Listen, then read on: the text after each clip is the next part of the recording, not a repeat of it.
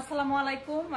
বাংলাদেশে কি চলতেছে বুঝতেছি না। আমাদের চিত্রনায়িকা পরিমণি বিগত কয়েক বছর ধরে ওনার হাতে কোনো কাজ নাই, না আছে সিনেমা, না আছে নাটক, না আছে কোনো কাজ বাজ না ওনার কোনো নিজস্ব ব্যবসা প্রতিষ্ঠান আছে, না উনি কর্পোরেট কোনো জব করে। কিন্তু তারপরেও তার যে বিলাসবহুল জীবন, গত পরশুদিন দেখলাম যে তিনি তার স্বপ্নজাল সিনেমার যে প্রোডাকশন ম্যানেজার তাকে একটা আইফোন কি বলে 16 গিফট করেছে। মানে আইফোন 16।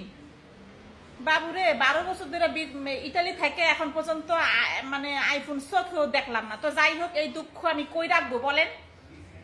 ছেলে তিল তিল করে গত 1 বছরে কিছু পয়সা জমাইছিল, ছেলেটা তো আশেপাশে আছে, বিছাইয়া লই। এই ছেলের ব্যাংকটা আজকে চুরি করে ভাঙ্গা হইলো।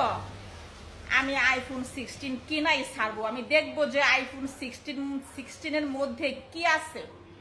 আর অনেক আপুরা আছে যারা হচ্ছে যে আইফোন 16 কিনতে পারতেছেন না, কারণ তাদের যারা সুগার ড্যাডি, মানে আইফোন বাজারে একটা নতুন জিনিস লঞ্চ হলেই যারা কিনে দিত আর কি, তারা অবশ্য এখন কেউ দেশে নাই, কেউ পলাইছে, কেউ আত্মগোপনে আছে, কেউ জেলে, কেউ রিমান্ডে। তো যাই হোক, আমি আমার ছেলের এই ব্যাংকটা ভাঙ্গা একটু পরে বের হবো আইফোন 16 কেনার জন্য।